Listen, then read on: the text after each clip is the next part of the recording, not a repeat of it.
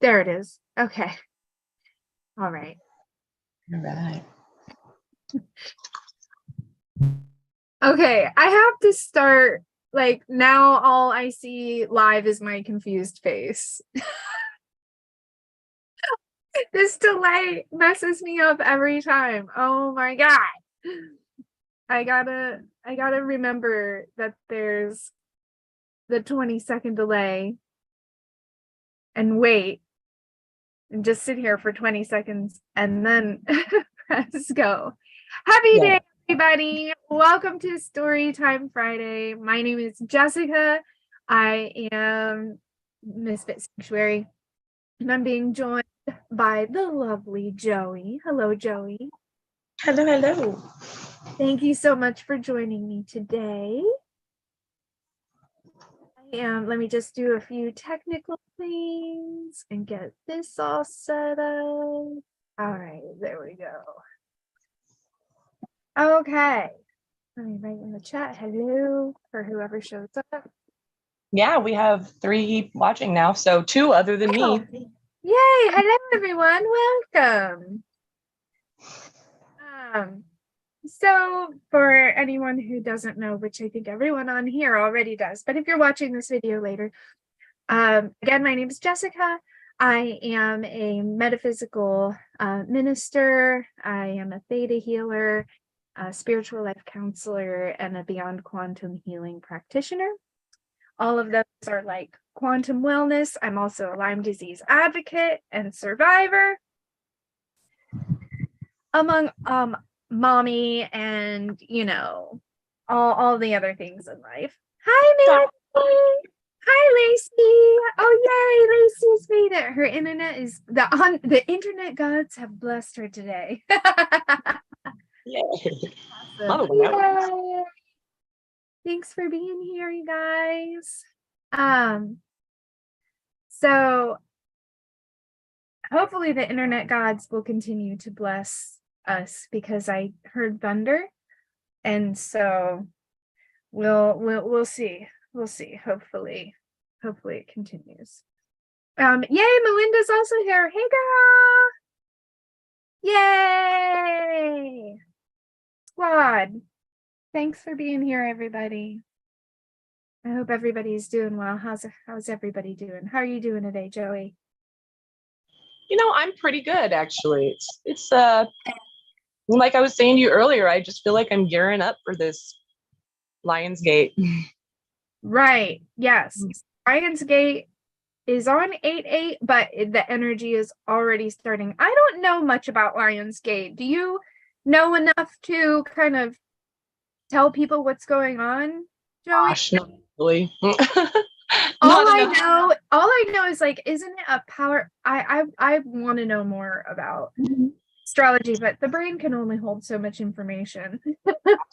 I look it up again every year. Isn't it? It's like a powerful time of manifestation and shifting. Yes, right? Absolutely. Yeah, and I think it lasts for a week, if I remember correctly. You know, I mean, it depends on who you talk to and what astrologer you talk to, right? Right. Last year that it opened like 2 days early and then took like 3 months to close. All right. What is the Lionsgate portal activation? The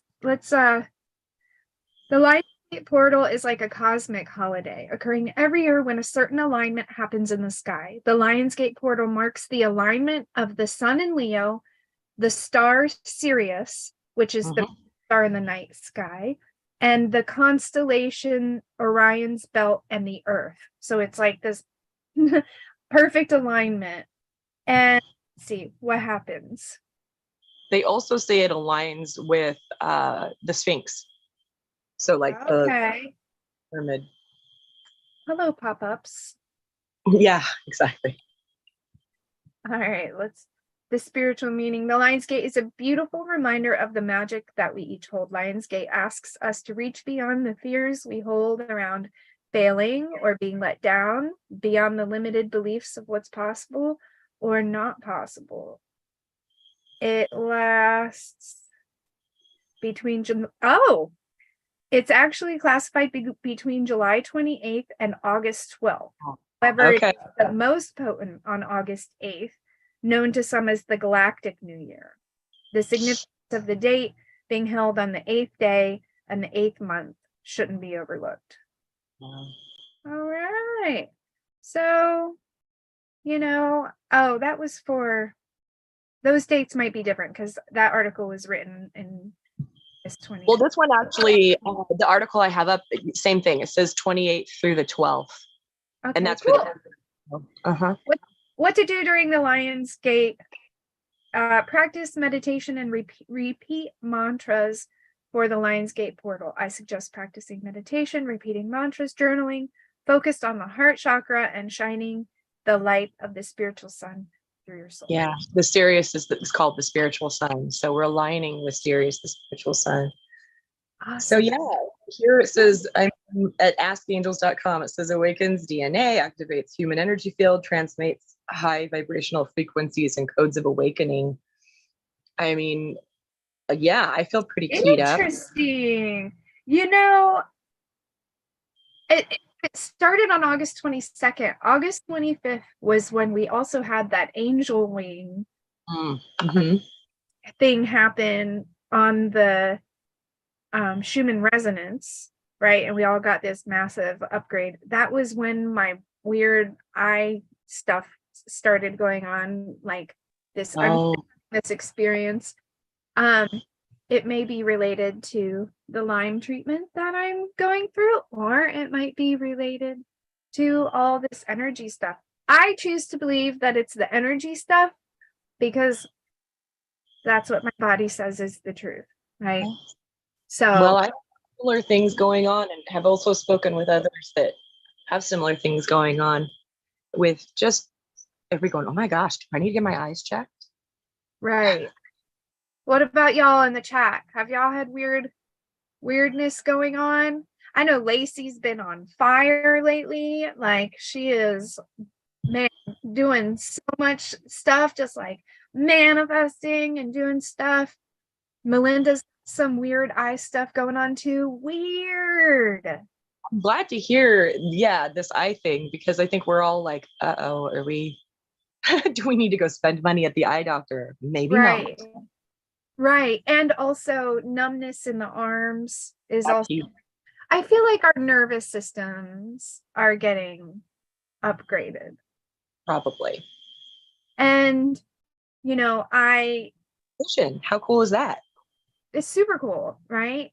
And I want to point out, so one of the things that I teach through my coaching is how to use the body as a communication device, which it is, between our higher experience and our human self. And the way we will know if we are thinking something that is in our truth, in alignment with our truth, in our highest good, or not, is if we're thinking something that makes us feel meh, then that's not going to be true. If we're thinking something and it makes us feel like yay, or at the very least relief, then that's how we know it's true for us. And that doesn't always mean the thing that brings relief is going to be a nice thing. Sure. Like, if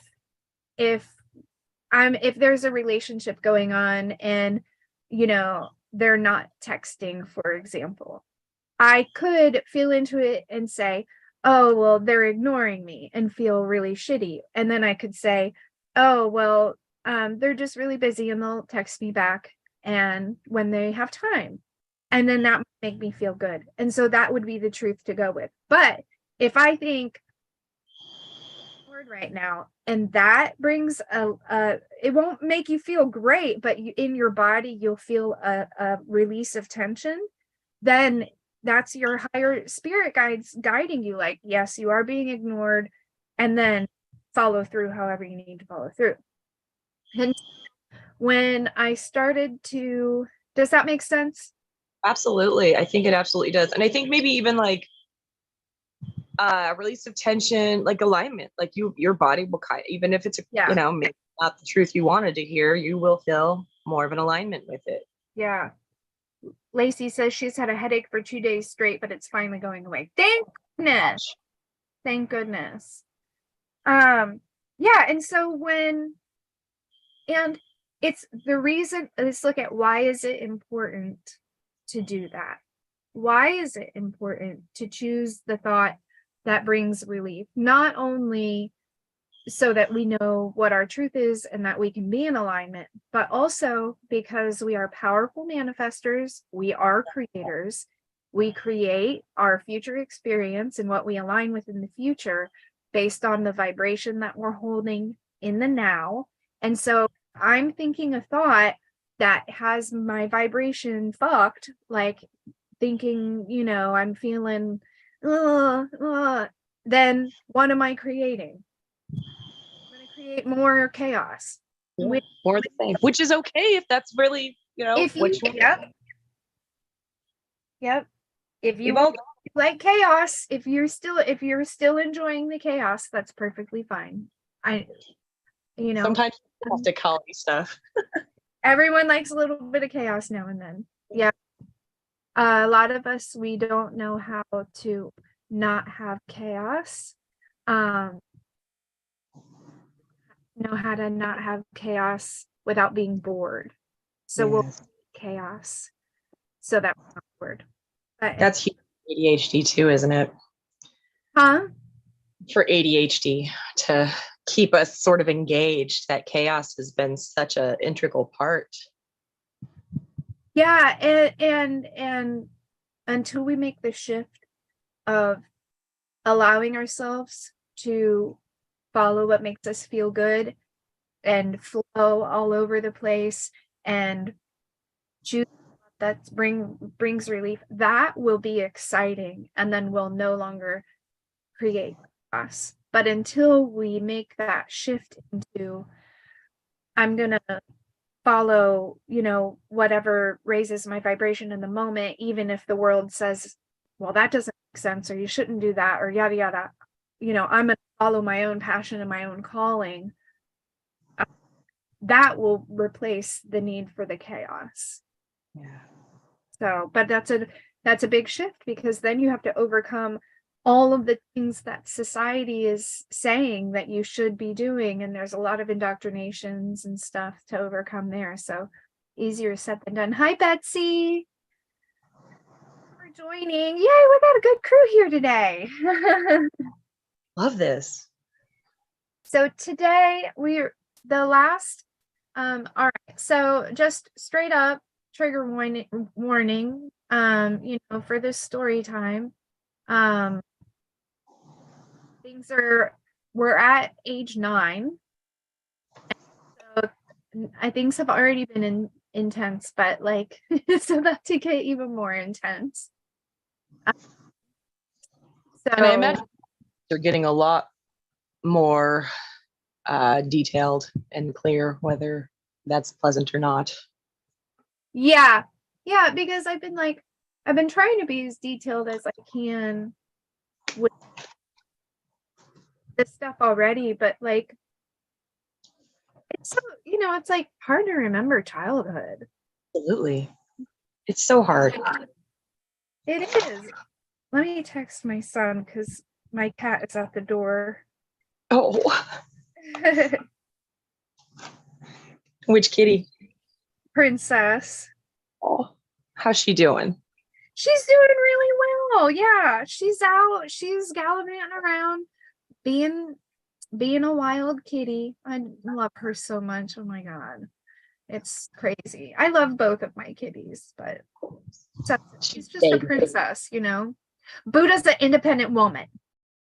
Like Buddha is independent. She don't need nobody. She can live without your pets. You can pet her a little, and then she's gonna,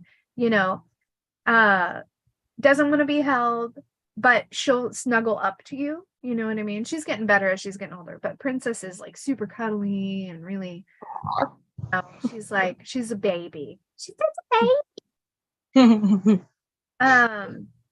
But yeah, thank goodness her foot healed and we didn't need to have surgery. So, Oh, if you don't know, my cat got attacked by a stray and the wound got infected. And so they had to put her on like all these strong antibiotics and meds. And there was a chance that she might have to have it operated on, but she's okay. Yay.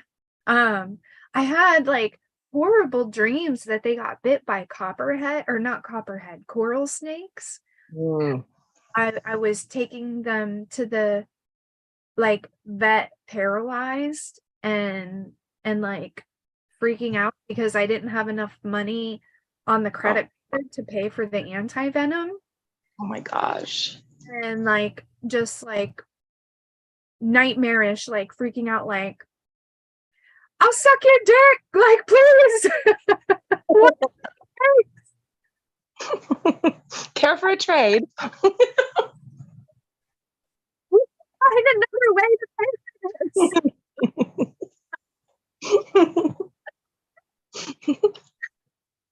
It's so scary though. Because I think it's like PTSD because Buddha got bit by the copperhead, and there are coral snakes on this property, and so I'm just like freaking out about it. But anyway, okay, I digress. I feel like I'm trying to evade getting into the story. So okay, so I believe we left off. So I told you my love story with Aaron Coddington. I hope it's for me to say his name. I have never looked him up on social media because I kind of feel like it would be so weird to be like, hey, remember when we were 8 and we used to fool around in your basement? I loved you. Well, that might be adorable. Like he was absolutely my first love. I'll never forget him. I will never forget him. He was just the best. And yeah, I have this one memory coming up that I didn't tell, and it's not anything important, but it's just funny, of me and Heather and Aaron, and we were all playing in the neighborhood, and we found a rat snake, a black racer, like curled up in a tire. And we were like, we have to get it out of the tire or it's going to crawl up in the car and then it's going to bite the person. So we're 8. And like, so we start messing with it, trying to get it out of the tire. And then I just remember like it coming out and chasing us all the way up the hill and just screaming and crying and like terror because this snake was going to eat us. And it was a good memory. It was funny. Okay, so yeah, so we were in Germantown, Maryland. And then I talked about Kathy and John. Oh, Kathy and John also got me my first fish. They took me to a carnival and got me one of those little goldfish. And I got 2 of them and I named them John and Kathy. And all I remember is they ended up being carp. They were like huge. And then they died and my mom buried them in the backyard. My goodness. Just like little flashes coming up of what to say before we move on.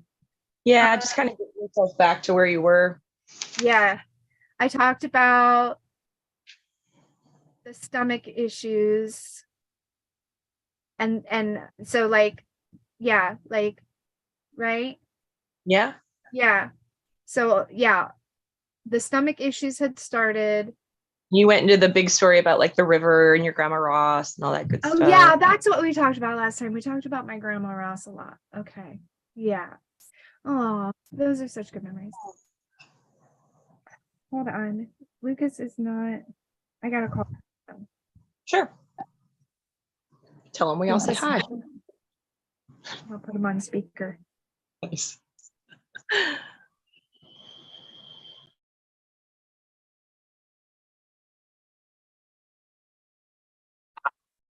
Hey, you're live on YouTube with me. Okay. Say hi, everybody. Hello, everyone. You kind of sound like the Daily Dose of Internet. Hello, everyone. Can you come and let Princess in? She's been meowing like a wild abandoned animal. Thanks, baby. Love you. Bye. Nice. Okay, so then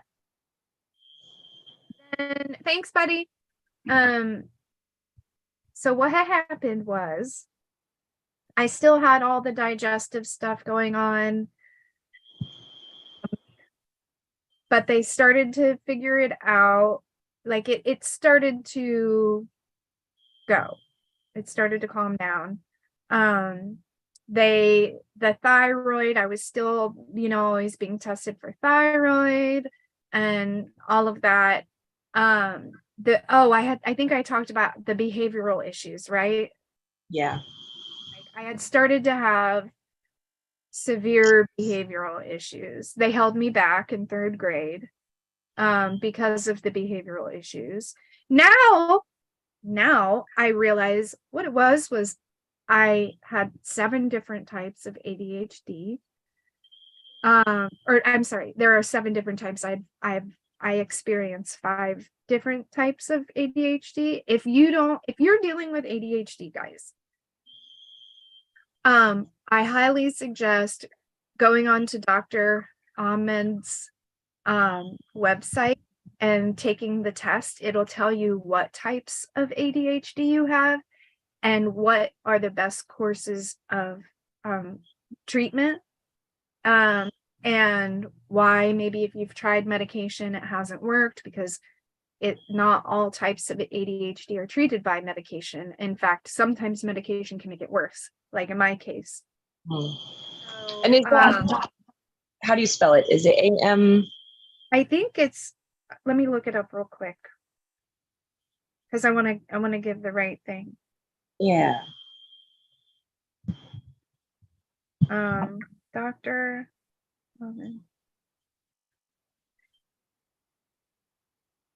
Yeah. So it's Dr. Amen, AMEN. ADHD. Amen Clinics. So if you look up amenclinics.com, it'll there's a test that you can take. Maybe we'll do a whole topic Tuesday on ADHD. That would be great. Yeah. So Joey, can you make a note of that? Because I have notes, but I think that would be good because ADHD is a superpower. Yes. And again, our thoughts create our reality. So if we're having the ADHD experience and we're thinking there's something wrong with us, then that's the experience we're going to have. But when we can shift into, oh, this is my superpower, I just haven't learned how to use it yet, then that, and then start learning, then that's the experience we'll have.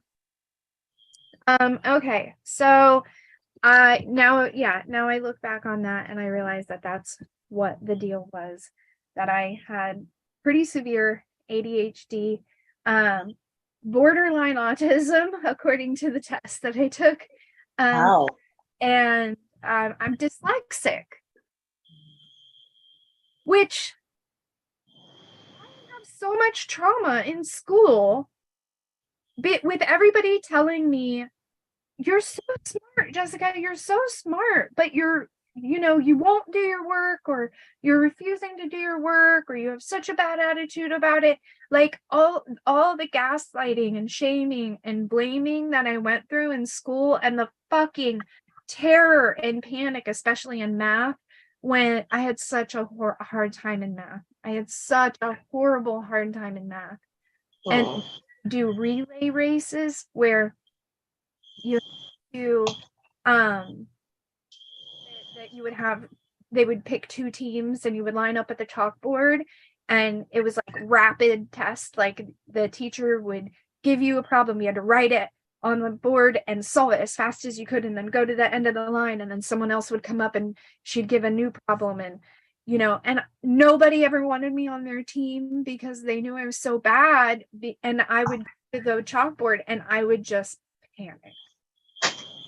And now I realize it's because I flipped the fucking the numbers. Like, Yes. and I do it with reading too. With everybody too. Like, that's an extra amount of pressure. Oh God, it's horrible. It was horrible. I just had another memory pop up actually from school, but this is from back then in second grade. First grade, I was still in Wimber. I don't know why this just popped in, but I want to tell this story. So we were poor. We were really poor. And most of the town was poor. It wasn't like I was the oddball out. Most of us were poor, but some of us were poorer than others. I literally lived on the wrong side of the railroad tracks. Oh, yeah. And we had gotten Girl Scout cookies, which was like a super treat. Like, yeah. Getting Girl Scout cookies, that was like a really big treat. And so I had my Girl Scout cookies, and we had lunch in the classroom. And the reason I remember this is because like they were trying to teach us how to spell, and I would do flashcards with the teacher, and I could not figure out the word have because it had an E. And so I would say have, and she'd be like, no, it's a ah. And I'd be like, but there's an E, so it should make it A. And like my brain could not, very much so, if it doesn't make sense, it's hard for me to retain the information. Yeah, me too. Me too. Right? I'm like, that makes no fucking sense. Like, why? You taught me, and now you're going against it. So what the hell? Yeah. And so this was during that time. And so I was also having issues with dyslexia and all of that. But there was this mean girl, and we were eating lunch, and we had the individual desks in the classroom, a very old school way. And I was sitting at my desk and I was eating my snack, and she came and she took my Girl Scout cookie, and I was like, give it back. And she give it back. And I remember like, because my mom, even at that age, was very much like rough and tumble, like, you better win. Don't take any shit, you're not a victim. Like, and I remember taking this girl and like throwing her over desks because she took my Girl Scout cookie. Getting in so much trouble, going to the principal's office and getting spanked by the principal with this big paddle. That is bizarre. Yeah, like this is back in the time when you could get spanked by the principal. I feel old. Well, it's not, I think it's just where you grew up. It somehow was like in the past. It really was. It really was. High school. Like, you didn't get paddled in school? God, no. Are you kidding? No, my parents would have, a lot of parents would have just raised hell. That's so crazy to me, because same age. Yes, absolutely. Yeah. Did you guys get paddled in school, like kindergarten, first grade? Or was this just like? Well, no, I think it's part of just where you were, girl, because like where I am now, people tell me stories like that, but this is a small, rural, conservative area. Okay. Wow. A lot bigger, a lot, just a lot more, like, even though it was a conservative state, it was more liberal ideas in that area. And again, just a very big school also. Right. They were larger. Yeah. I do believe that I think my mom got really upset. She was like, nobody beats my child except for me. Right. Yeah. Oh gosh. Heck yeah. My parents would have said that. They would have raised hell. So it looks like Mandy says that it was normal when she was in school and she graduated in 85. Okay. Okay. Yeah. Weird times, like living in a time when you could, I mean, that's how it was. Like I had said before, like anyone in my neighborhood could have spanked me. And Mm-hmm. like if I was doing something wrong and the lady on the corner saw me doing something and she came out and spanked me, like it wouldn't have been a thing. Oh, That's like how it was. And because of that, I'm not advocating for child abuse, but I will say because of that, we all tried to, when we were visible, we tried yes. to be well behaved. And when we did something wrong, we really went and hid and did something. Never got paddled. I think they had done away with paddling by the time he began school. Yeah. Oh, I missed Lacey's comment. It's amazing things we'll do in dreams that we aren't necessarily willing to do in real life. Yeah, but I'd do anything, almost anything for my cats. Listen, I would do some crazy shit to save my cat's life. Like if it came down to that, I don't know. I might. I hope that would never come to that. Let me not that. Anyway, yeah. So I just remember getting paddled, and my mom being really proud of me that I beat this girl up, and I didn't do any shit, and like that started a long line of me being really rough and tough. Which is kind of hard to imagine now because I feel like such a softie. No, you're not. I mean, yes, but you're also tough. Don't start no shit, won't be no shit. So,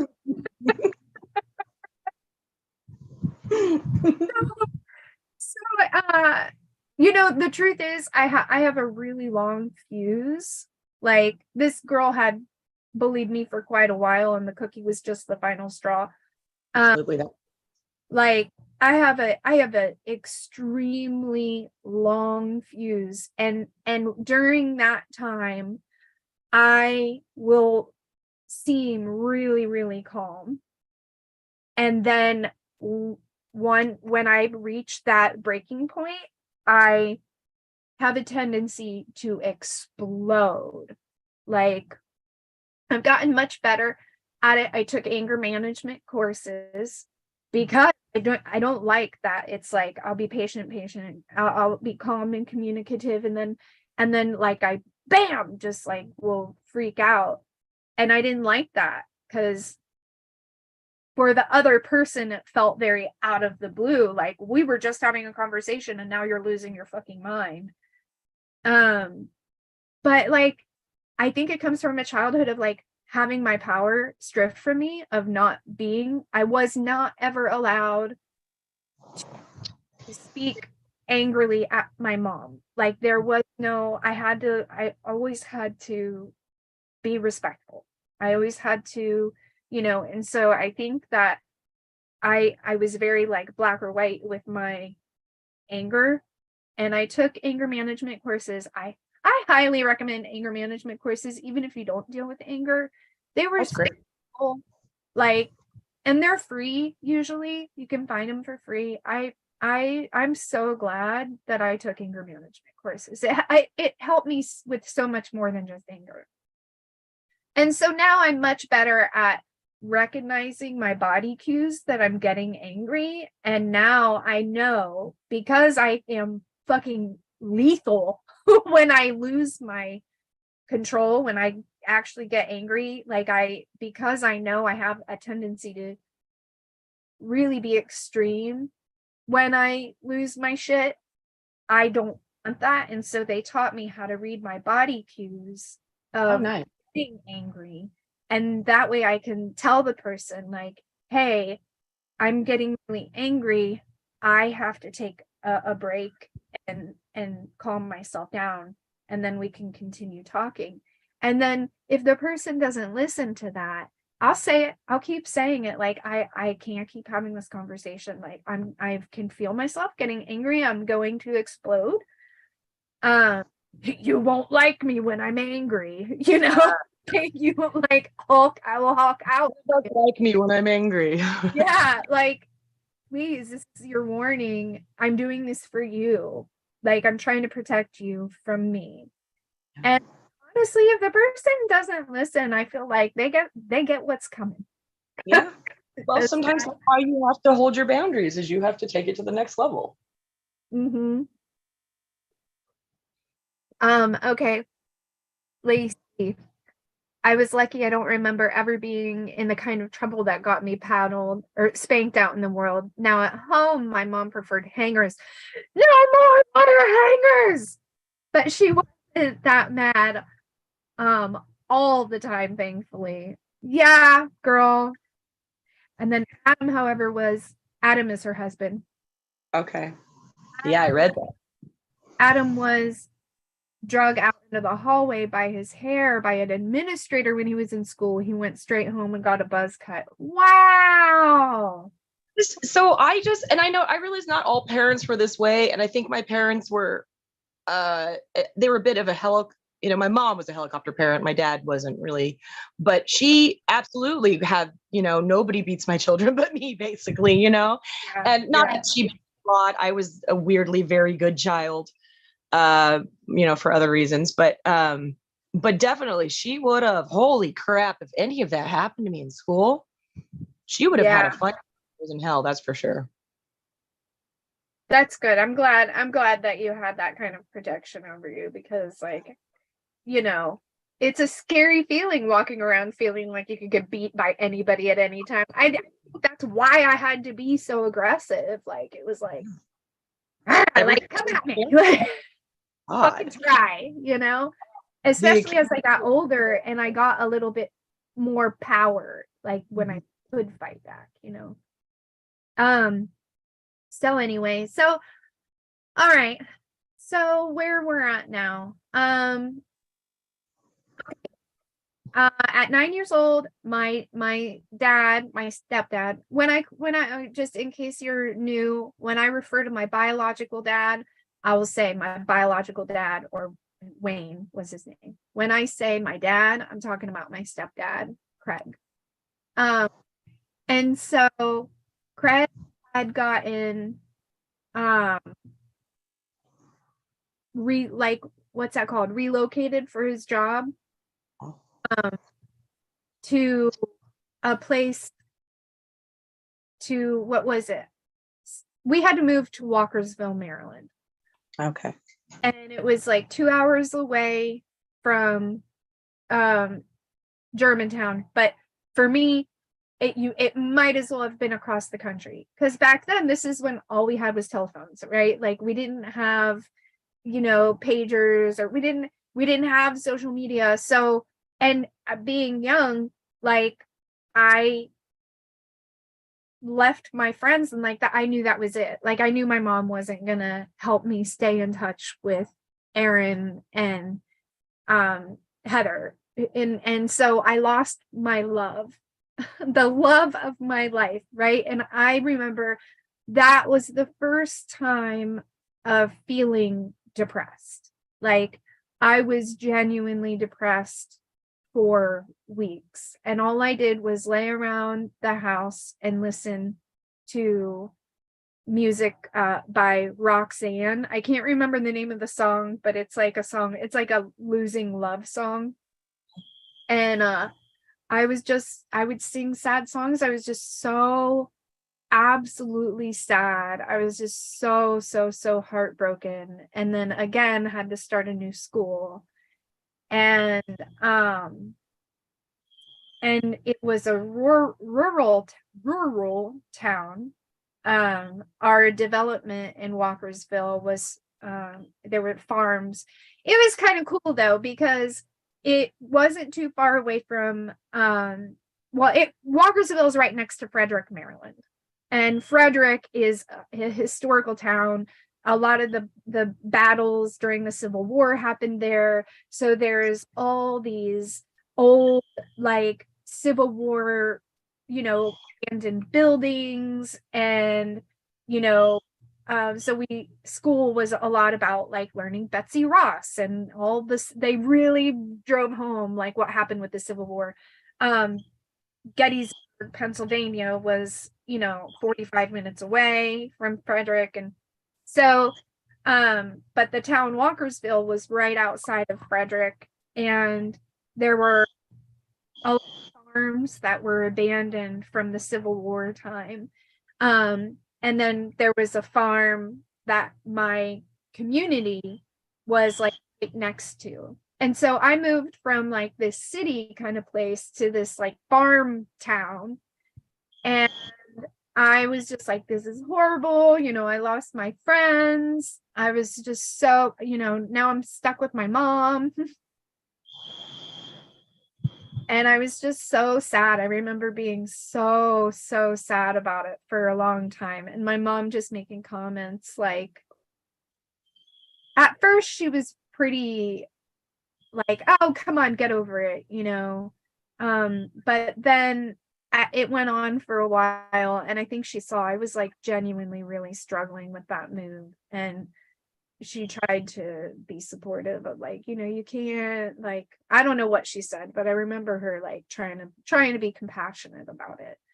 And so yeah, so we moved to this 3-bedroom house in Walkersville, Maryland. And let me think about what Were you happened. Huh? that when you were 9? Yeah, 9, 10. Okay. Yeah. And you know, so I started school. I was in 4th grade by this time. And for the first, I ended up meeting my friends, this group of friends that I had all through my teen years. I think the first person I met was probably my friend Leona and her brother Thomas that lived like, so there were all these bike paths. It was a beautiful neighborhood, huge. It was called Discovery back then. And it was right up against a farm. And so the cows could come like right to the fence. And I remember I would get off of the school bus and I felt so alone that I would, every day when I got off, there was this particular cow that was at the fence. And I could tell because she had the same little tag. And I would get off of the bus and I would go and I would just talk to this cow. And I swear to you, I can still remember her eyes. She held all of the world's wisdom in her eyes. And I would tell her all about what was going on. And right behind my house, we had a big backyard. So that was what was really nice. The house was really nice. It was huge because we went from this townhouse, which felt like a Barbie mansion because it was tall, to this like big house that had a yard and and a deck, and like it had the kitchen and the a little space for the table, but then it also had a formal dining room and a formal living room, which I remember my mom loved. I think she felt so rich there. And then if you went down the stairs, like 3 stairs, there was the den, which was where we actually like sat. That was actually our family room. And then it had another bedroom back there and the laundry room. And you could go upstairs and there was a bathroom and my mom's room and then 2 other bedrooms. So it was a 4-bedroom house. And at first I remember it being all right. I like after I got over the initial depression, I started to make some friends. My friends were Leona and Thomas were brother and sister. Teen and Daniel were brother and sister, and then my friend Aaron. And we became the squad. Like we we just we all lived within walking distance of each other, and there were tons of kids in this neighborhood. So that was also really awesome. And so I made friends with these kids, and we at first we just would go down the bike paths. There were bike paths that were all through this development, and right down behind all of our houses the bike paths would converge, and there was this huge playground. And so we would wake up, and this was during the time where like you woke up, you ate, your mom wanted you out of the house. Like, I don't want to until dinner time, you know? Um, which isn't exactly true for me. My mom did make me check in. I had to check in every like half an hour. I had to either call or come back and say, hey, I'm alive.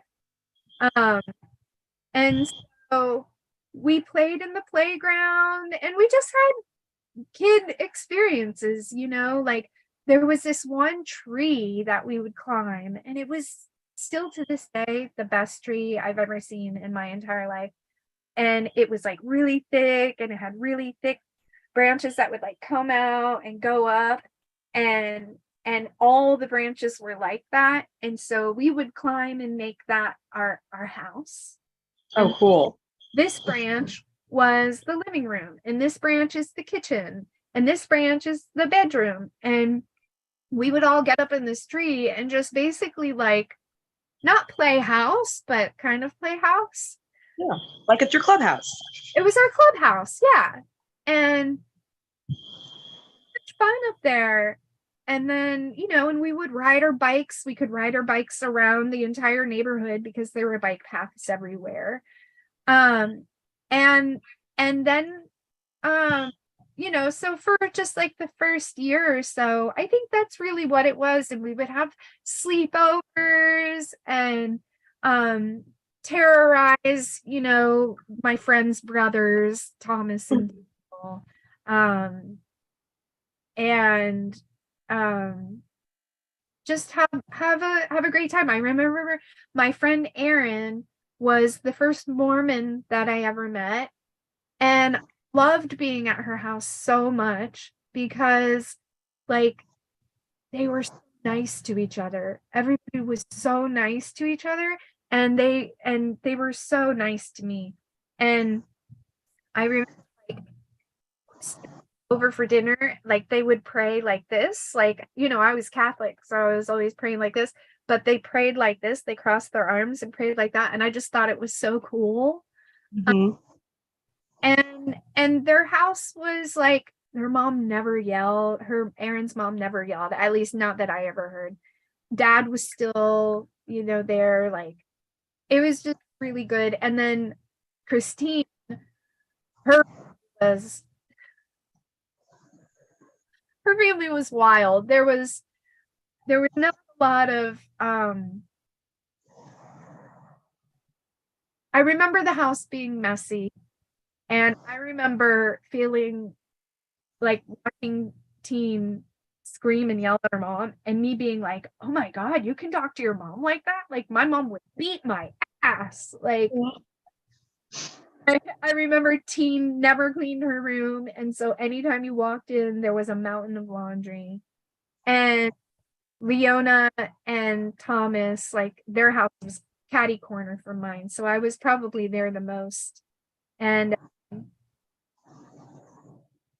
Leona was just so sweet. And I remember it was really weird because she was into neurotic novels really early, like romance novels she would read, Oh, wow. played the flute, and she was kind of like the oddball out. But we were all together, like, and that was my tribe. And we were best friends. We were all best friends. And I just remember having a lot of fun with them. And so for the first year of being there, you know, I remember like going away to camp. My mom sent me away to camp and to 4-H camp, and that was a lot of fun. I remember, yeah, I just remember like we rode horses and went swimming. And,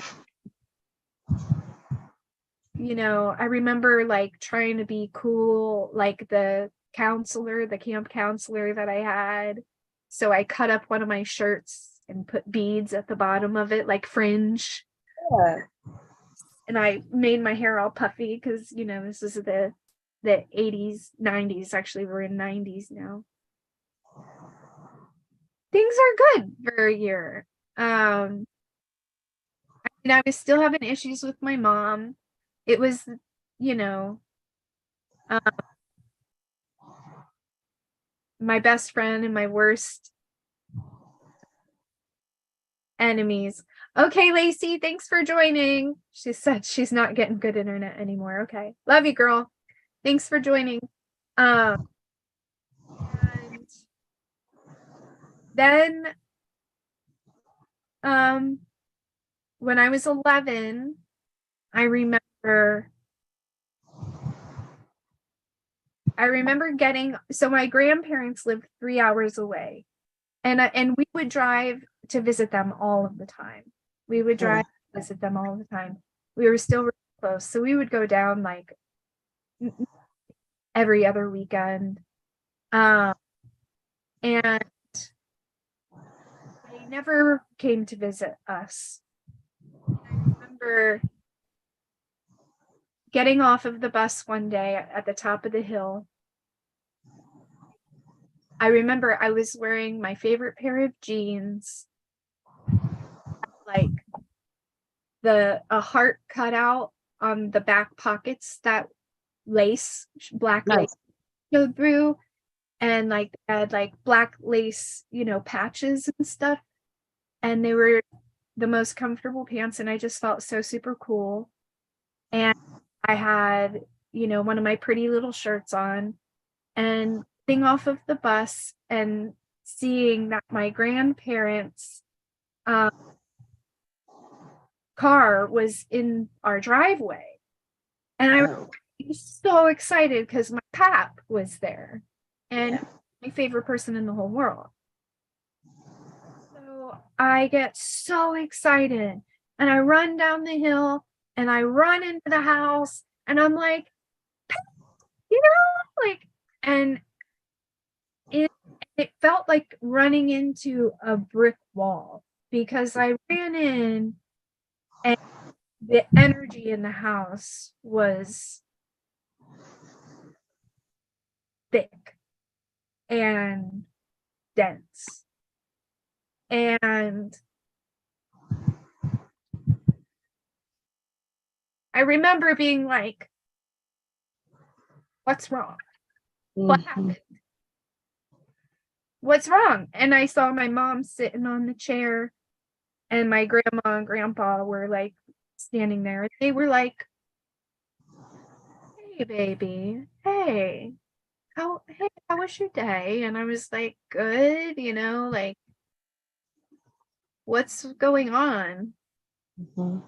And I went down the stairs, and I was sitting in this wingback chair. It was like this mauve wingback chair, and she was crying, and was like, come here, baby, come here. And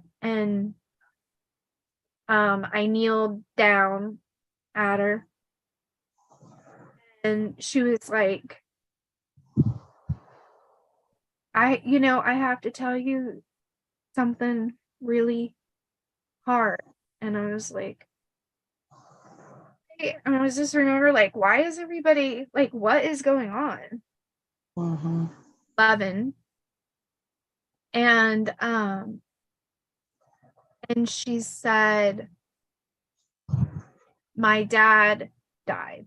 My biological dad died. And that he was cleaning his, they didn't tell me he had committed suicide at first. Awesome. Which I wish that they would have, because it felt like he died twice. Because Wow. and she was like, your dad passed away. And I remember being like, I remember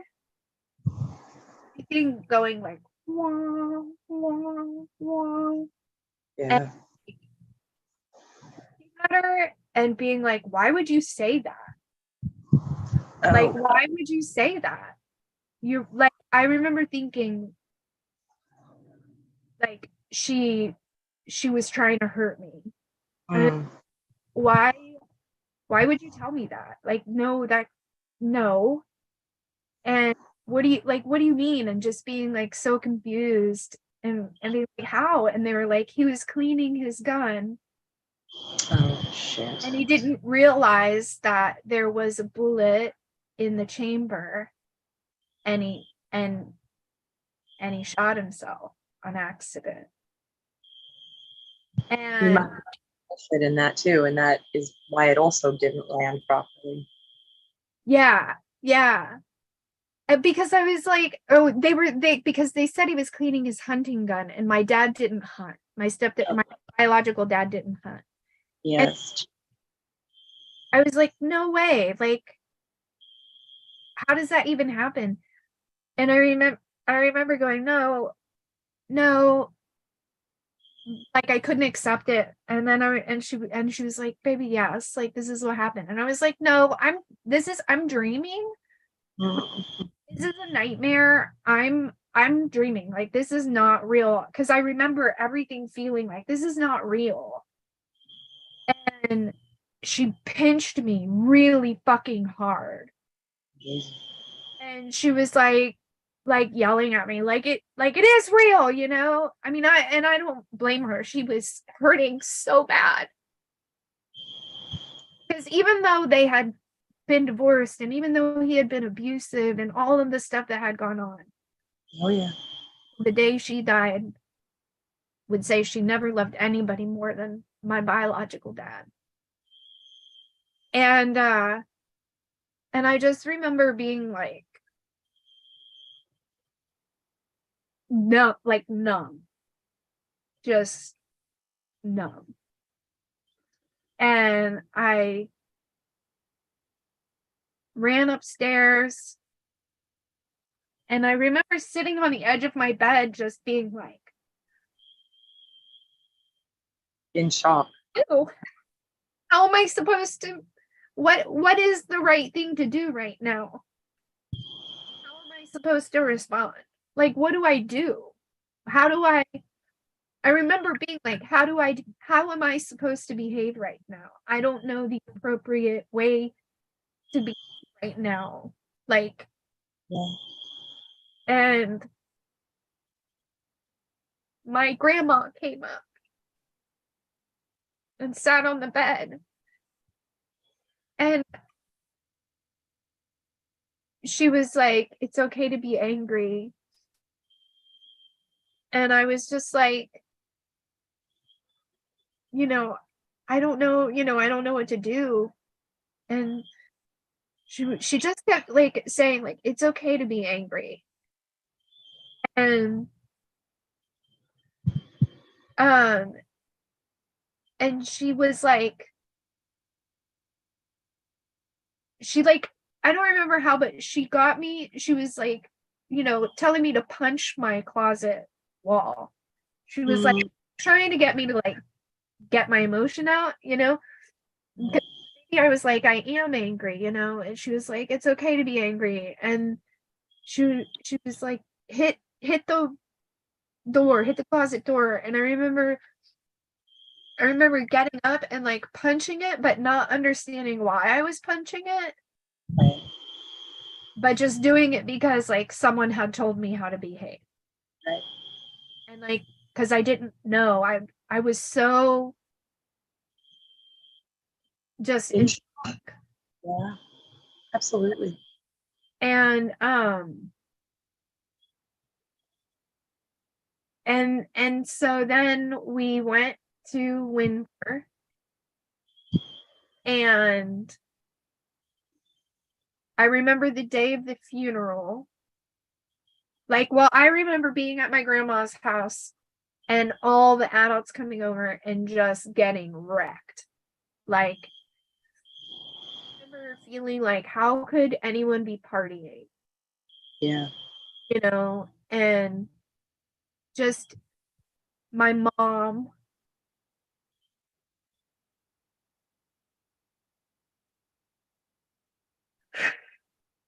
Just my mom in heartbreak.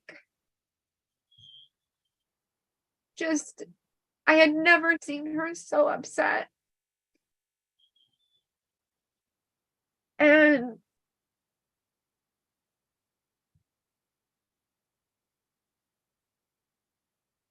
like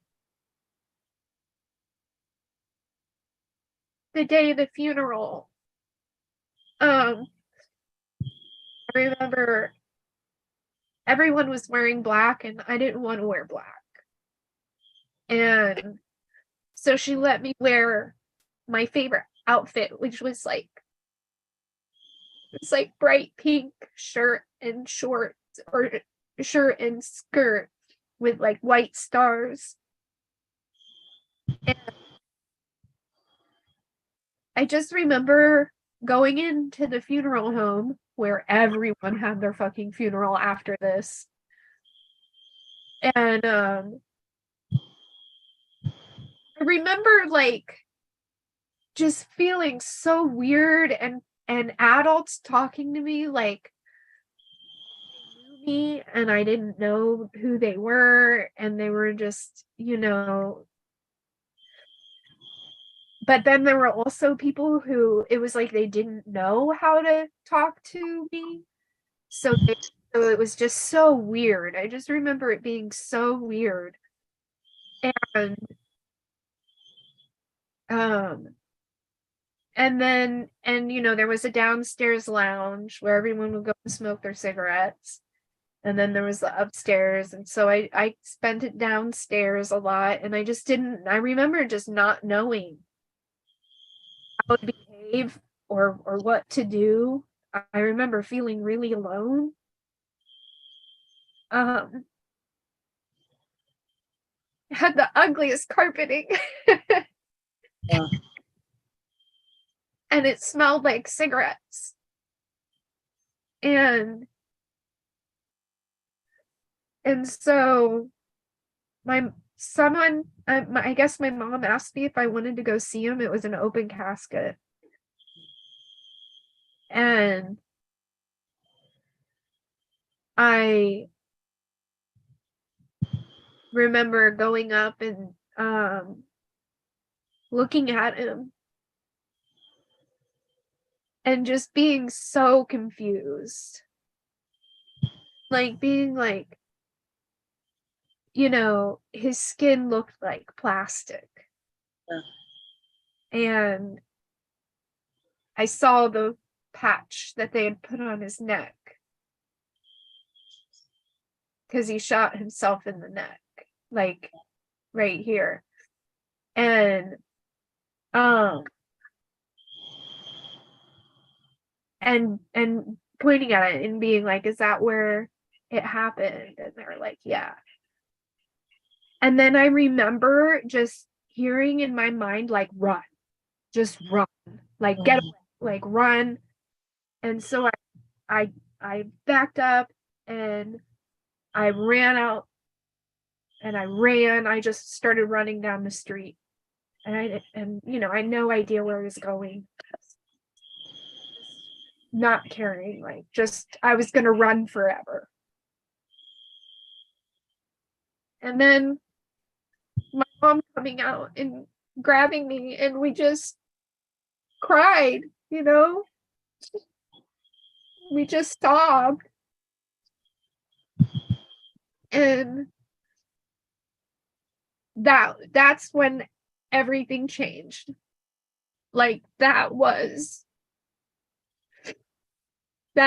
when my entire life changed.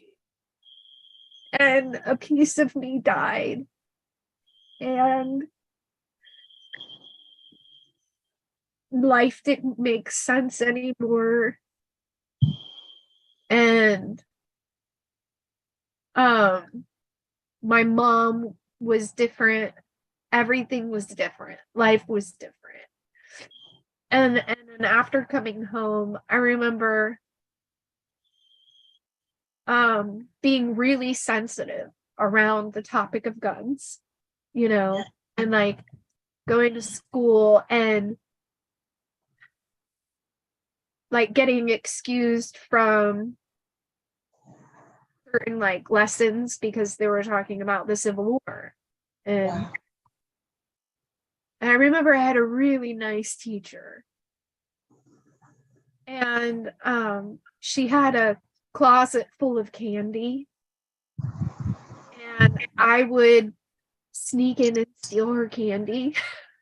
She had a closet full of candy.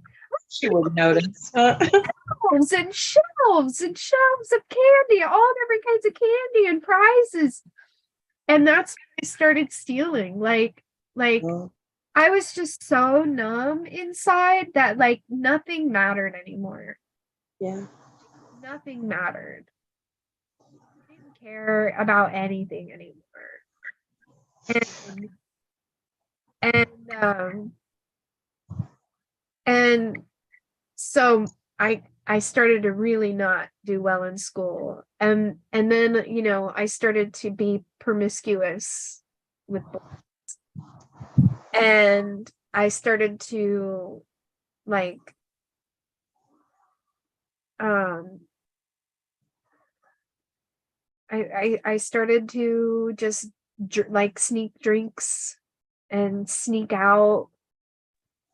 And Plus, that's a really intense age. yeah, it was. It was.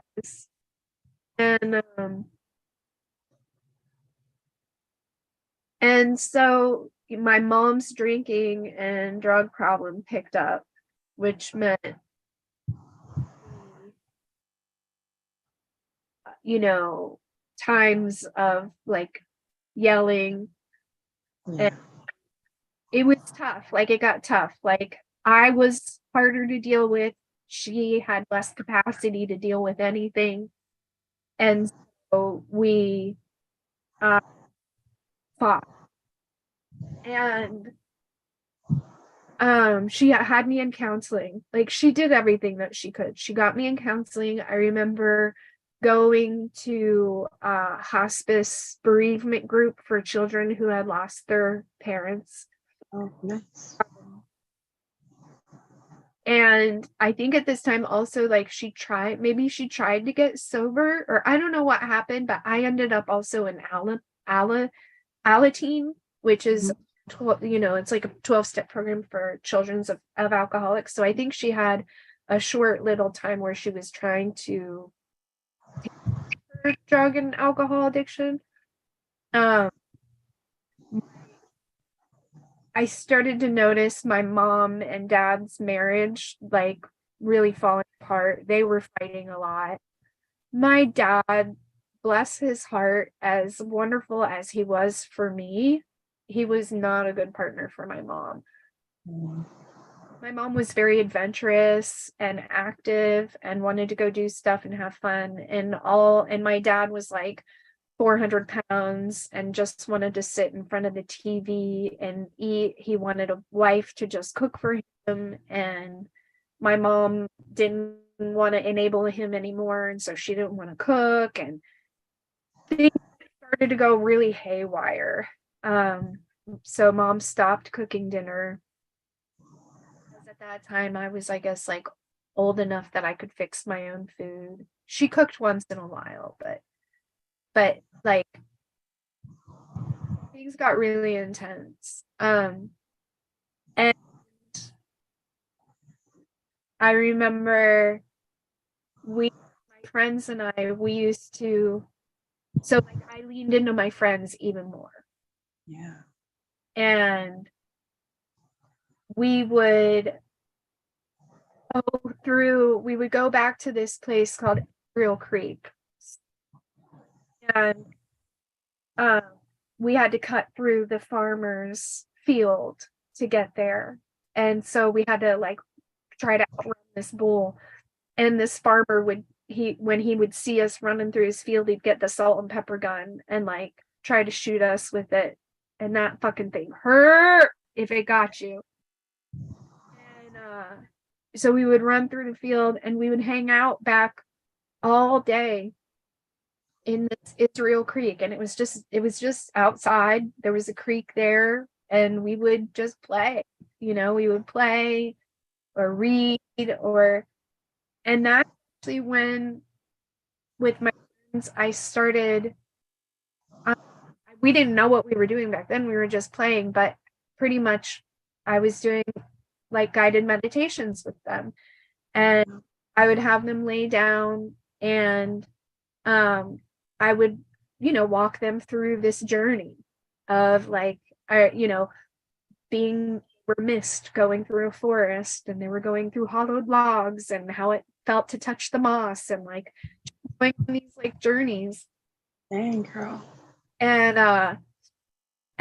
just everybody really loved it. And so I more and more escaped into this like imagination space. And so we had tons of adventures back there at Israel Creek. Like, climbed trees and swam in the creek. And I wish I had more like really specific memories. Back then, the only one that's coming to my mind right now is like I was swimming with Erin and I stepped on something squishy and I like jumped up in her arms because I thought it was a snake. It was probably not a snake. I remember we were back there, just the girls and I were back there, and they might have been in their 20s, but to me they were grown men. Were back there, and it was so weird because nobody was ever back there. Now that I'm realizing it was probably the farmers' kids, and they were freaking us out. And I just remember it was so random, but I didn't want them to know my name. They were like, well, what's your name? And out of the blue, and I have not forgotten this since that day, I said, my name is Funquita Lakita Chiquita Banana, but you can call me Funk for short. Like, and watching the guy go, okay. Like, and me thinking, oh, he believed that. He thinks my name is Funk. And I remember just like being around those like older boys and feeling strange. And then it started like raining, and then they kind of like started to scare us through like, I mean, it was like pouring, and then we were running and they had set traps, which I'm sure were for animals, right. But we were tripping on the traps, like the trap lines that they had created. And so we thought they had set traps for us and they were trying to kill us. And so I just remember being like fucking terrified that we were going to get murdered, like Chainsaw Massacre style. We ended up getting away, obviously, and getting home. And I just remember being really scared. And, but lots of memories. Like I remember going back, we were walking one day and the first time we saw a dead cow, they had put dead cow in the river, and like even then we were like, oh, we can't swim here for a while, and just being so mad that they tainted our river. Yeah, a river, it was a creek, but it was a big creek. It was borderline river. The river was down further, right? It was deep enough that it came up to our waist. What river is that it's on? I want to say the Potomac River. I feel like the Potomac River. Um, but it was called Israel Creek. And and so, my life for a while was really just full of adventure, of trying to stay out of my mom's way and going on adventures with my crew. And um and then and so and I got and I don't want to go, I don't want to take a break, but um and then it was a year later, I woke up and I had slept past my alarm. I came downstairs and I was like, why didn't you wake me up for school? Like, what's going on? And they had told me that they had to put our dog Czar, my dad's dog that he had when I moved in with him, they had to put Czar down. Hmm. And that was so sad for me because he was like my brother. And I remember being really mad that they didn't like wake me up for it. And I didn't get to say goodbye or anything like that. And um, you know, we were all sad, and people are when their dog dies, and but kind of getting over it. And then a few months later, this I woke up. My mom would never let me sleep past my alarm. So I woke up and it was like 12 now, 12 or 13. And I remember running down, or no, being scared. Like, Mom, let me sleep past my alarm, something's wrong. And I came walking down the stairs, and my mom and dad and Craig were at the table. And I just remember being like, what happened? What? And that's when they told me that my dad killed himself. Whoa. And I just remember being so furious. Like, so I had to deal with him dying all over again. And then all the stuff came in of like, was it my fault? Did he do it because of me?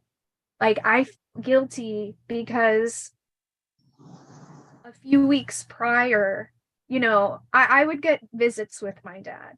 Mm-hmm. But we always were like, we had to be around other people. And he had started dating this woman, Candy. And I liked Candy. She was fun and she was sweet and nice to me.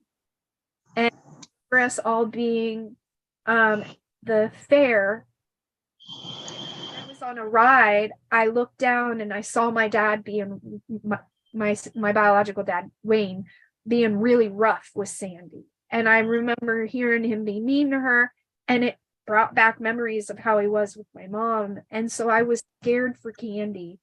I went home and I told my mom, hey, I don't like the way Daddy's treating Candy. I'm scared.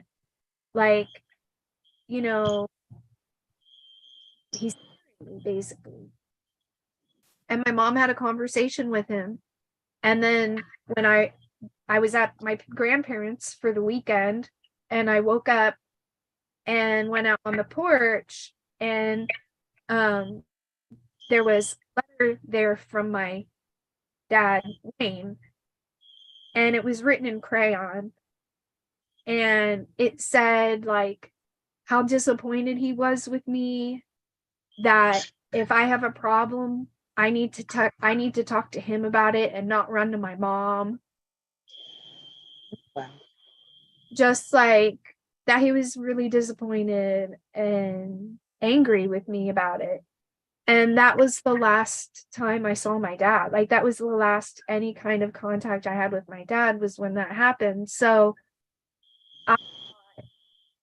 oh, he killed himself because he was so mad at me, or he was just because I disappointed him so much.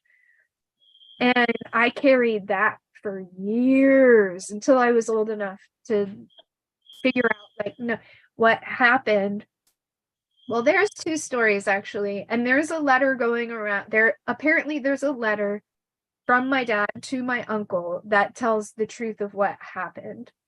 Wow. Different stories. There's the story that he shot himself because he was high on some crank or drug or something like that, and he wrecked his friend Goose's car and then went home and was so guilty about it that he shot himself while he was in this drug stupor. But there was also, he was caught up with a family in town that was really dangerous. Hmm. My dad was in the Outlaws, in the uh motorcycle game. What, not Outlaws? Yeah. There's, What's the other one? oh gosh, there's so many. Yeah, he was in one of the, I'm pretty sure it was the Outlaws. And so he was caught up with some really dangerous people. And so one of my cousins had said that he was actually murdered. So I don't know what the truth is. I don't know that. I don't know. I don't know. I don't know. I don't know what happened. Well, and I mean, it's been like that, like the Outlaws and the Hells Angels are like always at war. So who Hell's knows? Angels. Yeah. That's what it was. He was with the Hell's Angels. No, I feel like it was the Outlaws. Okay. I really don't know. It doesn't matter. He was with some motorcycle gang. Sons of And Silence. So many, and it's see jokers. Yeah, it's just, oh my gosh, that in itself is like a crazy culture. So the fact that he was, yeah, that says a lot too. yeah, and like, so those were the people that we ran with, you know? That, like, that's how I grew up. Like, I grew up around motorcycle gang. Mm-hmm. That's crazy. And yeah, and so she told me that he had killed himself, and that was a whole other level of like it, like, emotional, I couldn't handle. And so things got worse. And um um Well, and so it was like a year between what when it wow, that is so, do you know why they decided at that point to huh, I don't know they're just why. tell you now. Okay. I don't know why. And then shortly after that, I got I got a mono Epstein-Barr virus, and my health started to really go downhill again. And I was having stomach problems. And so then I wasn't eating. And then I got mono. So I remember all I had energy to do was just lay on the floor in this beam of sun every day. Like I remember just wanting to give up. Like I didn't have, it was like I'm like 12 years old and I'm like, if this is what life is, like I don't want to be here. I don't have the energy for this. Yeah. And I just started to really close in, and even more like run with getting in trouble, and um all of that. Um and just being really sick and them not knowing really how to handle it. And then when I was 12, my a few months after they told me my dad killed himself, then my mom sat me down and said, how would you feel if I told you your dad and I were getting a divorce? And my friend, oh no, I went to go visit my friend Kim, and my Kim had just told me that her parents were getting a divorce. And like this was a new thing. Like this was when divorces had just started to happen. Like it became acceptable. And so she was like heartbroken over it. And I was supporting her. And then I came home and I was like, oh, I feel so bad for my friend Kim. Her parents are getting a divorce. Like, that's so sad. And she goes, well, how would you feel if I told you that your dad and I were going to get a divorce? And I was like, what? I would be fucking heartbroken. What do you mean? Like,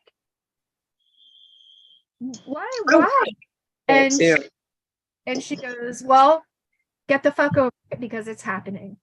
Oh my God. And like, I wasn't allowed to have any feeling about it. And so you lost your actual, both of them. yeah, within a short time. And like, and then things got really weird. My mom moved down into the basement bedroom, and she was having an affair with this guy Nick, in my dad's house. Oh God. And she was doing all kinds of drugs. Like as soon as she got stuff with Nick, she was doing cocaine and crank and PCP, angel dust, and like she was like drinking so much. And it was like that's when that was it. She checked out. She forgot she had a daughter and just she started to go just nuts. And it got really, really tough. But I do have some good memories with my mom. Like, I mean, it was hard, really hard. She had a daughter that was sick all the time. She was dealing with grief. She had a drug problem. Like, shit was hard. And so, she got me into acting. I remember that was, she got me into acting. And that was when things started to get a little better for me because I had an outlet. When I could go to school because I was so sick, But I took an acting class in 6th grade. And the teacher came to my mom and was like, hey, Jessica has some talent. There's this contest going on. You could win $250, like a savings bond for her. And so my mom, she did always try to have me into activities. Like I played softball. She always had me at camp, like she tried. She really did try. I know that she tried. I don't want to, like, it wasn't just abuse. And she had me in counselors, and she, she tried. I know she tried, and I made it difficult.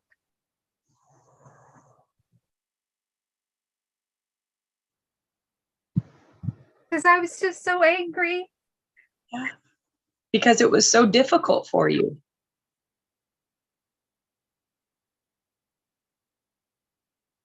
I just was so angry. And I just remember being like I remember being up at the bus stop one day, and this girl was complaining about getting this toy that she wanted. And she was like really complaining about it. And I just remember like exploding on her and being like, shut the fuck up. Shut up. Yeah. Do you realize that like kids are getting abused and like their dads are killing themselves and like you're complaining that you didn't get this fucking toy? Shut the fuck up, you spoiled bitch. And I just remember like exploding on her like you don't even know how good you fucking have it. Shut up. Yeah. And just being so angry. And I remember like this mom pulling me aside, being like, you know, are you okay? Like, I'm glad you said something, you know, because she was being a little brat. Yeah. Are you okay? And I'm just like, at that point, I was like, I'm fine. Like, I'm fine. Like, don't, there's like, I had gotten in my head, like, there's nothing anyone can do. Life is just bullshit. And that's it. You know, there's nothing that anyone can do. And that's when my mom started smoking pot with me. Like, Oh, wow. she had always said to come if we were ever curious. Mhm.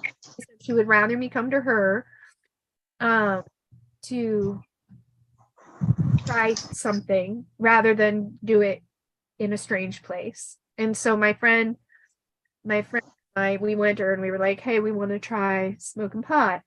And so she got us high and we had a great time, you know, we all laughed. And that was when I was like, oh, this is the solution. Right. Like, oh, I remember just feeling like relief, just being like, oh, I can feel something different than pain. Yeah.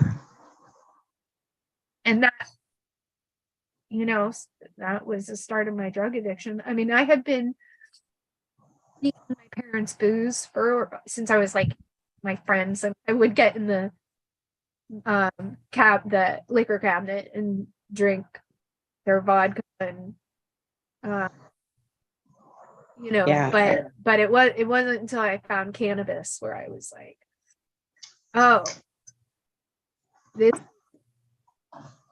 this is this is where it's at. Like, this makes me feel good. Yeah. Like it felt like a medicine, probably. It did. Like, it helped me breathe. Like, it helped me be happy. It helped me be able to have fun and let go. And like, it helped the anxiety. It was medicine. And so I started to smoke some cannabis. And there's so much more to tell, but like, I'm realizing it's 2:48 right now. Um,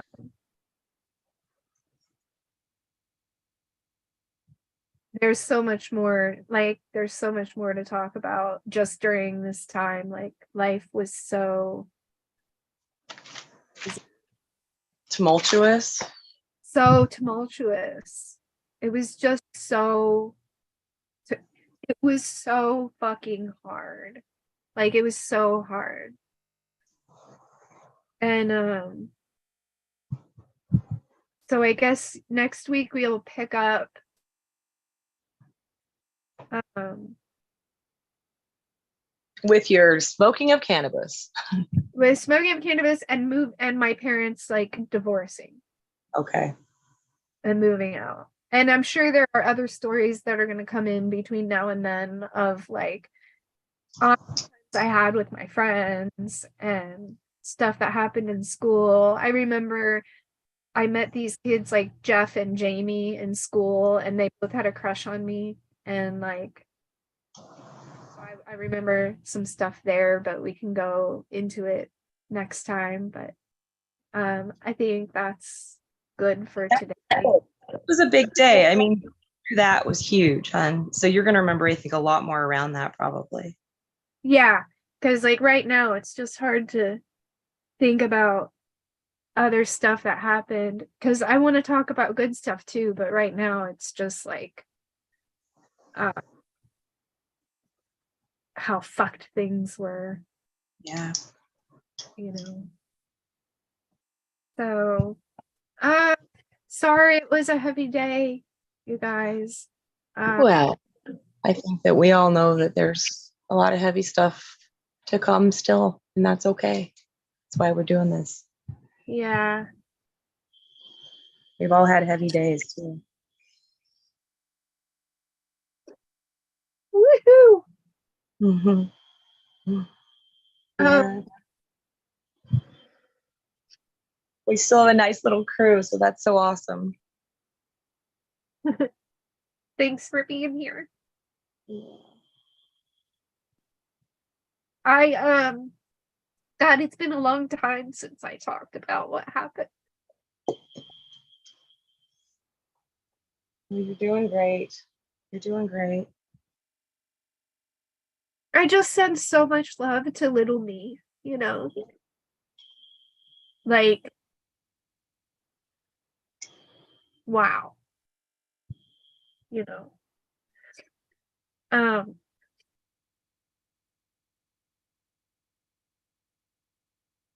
I'll try to think of some good, you know, memories so it's not all like traumatic every time I tell a story.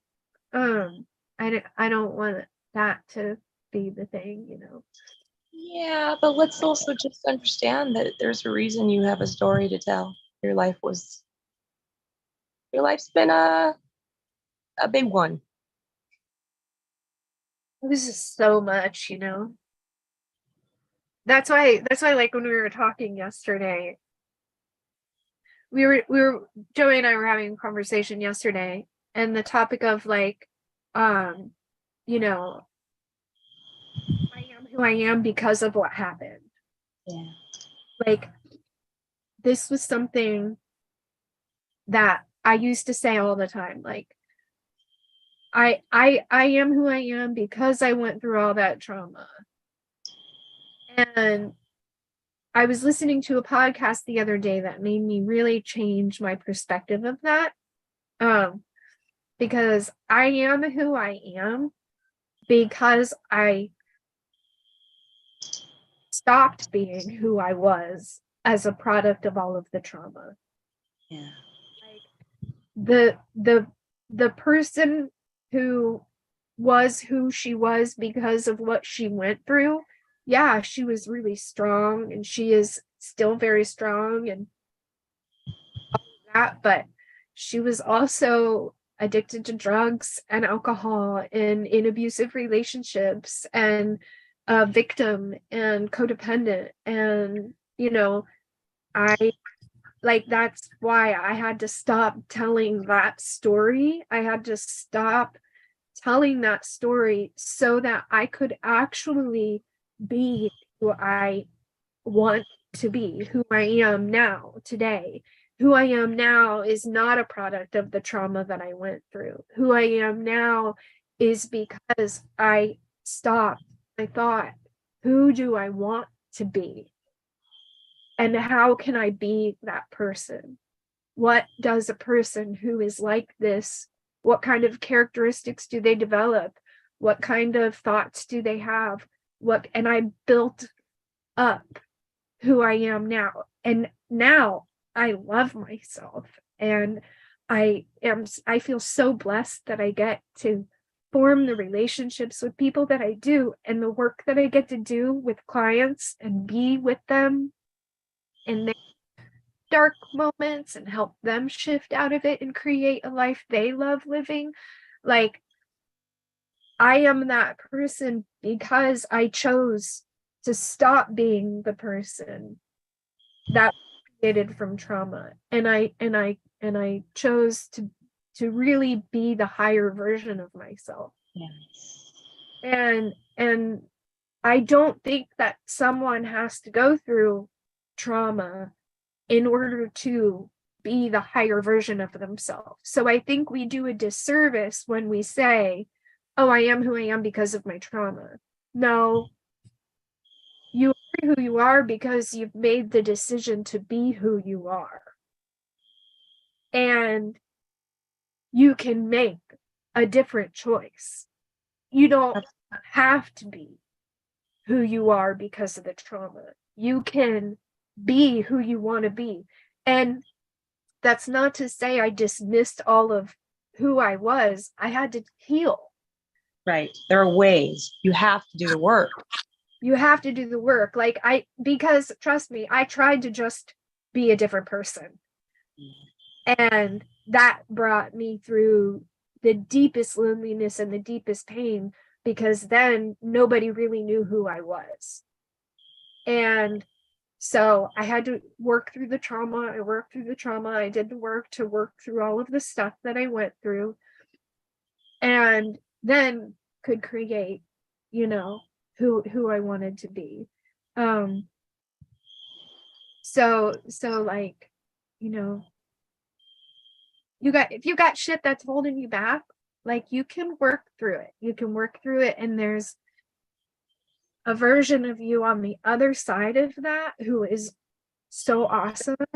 And not to say that we're not always awesome, right? Like, but I live a life now that I genuinely love living, compared to living a life that I wanted to outrun. Yeah. You know? And I'm really grateful for my teachers who taught me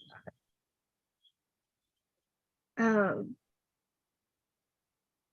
So yeah, just like words of encouragement for anyone that's got like a really tough history. Like, I think a lot of times we hold on to it because we're afraid of who we'll be without the trauma. Yeah. I just want to encourage anyone who feels like that the person you are without that trauma is the person that we came here to be. Yeah. It's more amazing beyond anything I could have imagined, to wake up each day and be excited to be alive feels better. So like, go through the fear, what is waiting on the other side is better than you could imagine. Absolutely. And it's not discounting what you've gone through. It's not denying it. It's just being a wider version of yourself. Yeah.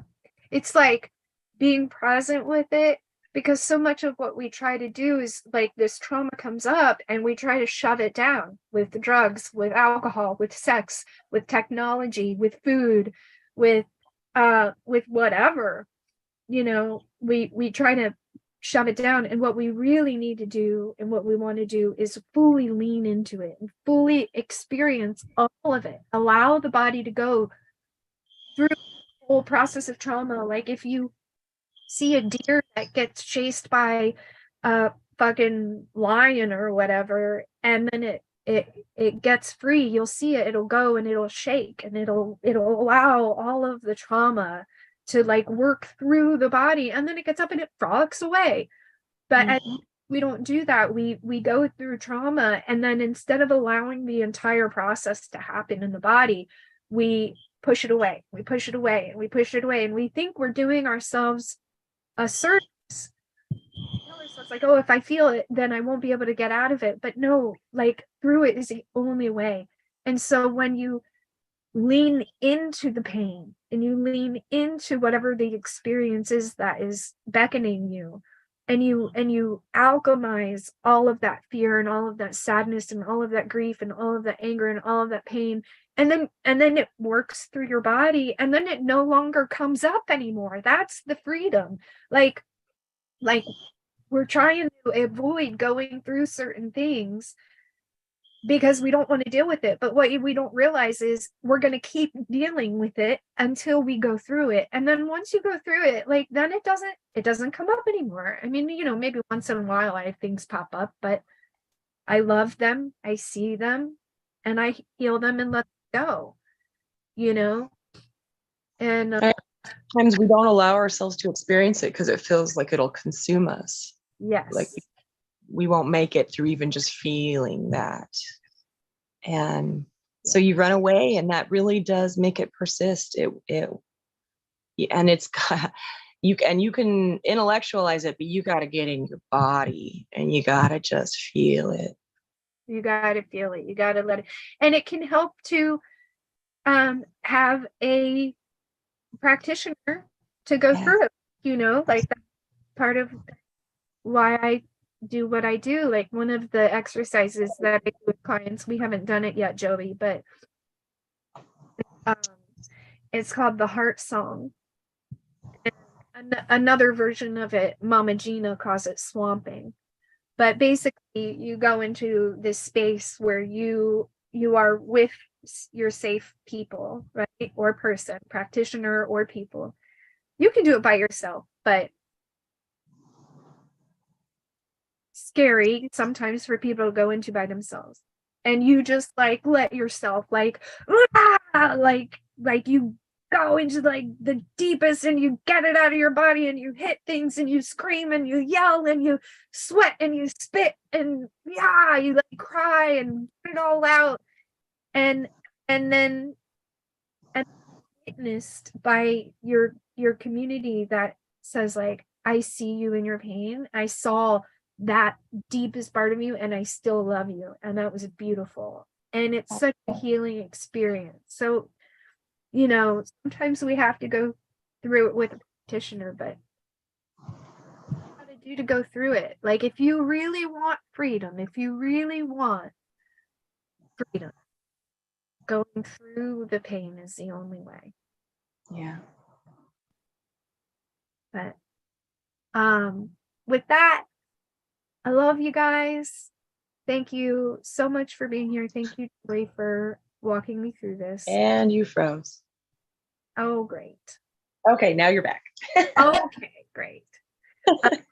Thank you, Joey, for being accompanying me on this. And thank you, everyone, for joining and speaking in the chat and just for your presence and encouragement. I send you all love. And for anyone that wants to book sessions, you can find through misfit-sanctuary.com. You can email me at metaphysicalmisfit.com or physicalmisfit@gmail.com. Or you can find me on Instagram. So thank you guys very much for joining again. Sorry if it was a little too heavy. I hope that you can go through the rest of your day letting this story just go and have a day of grace and ease. And I love you. Bye. Bye.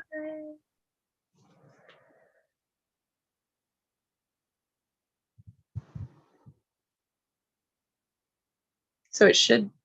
No, I haven't stopped it yet because I'm waiting the 20 seconds.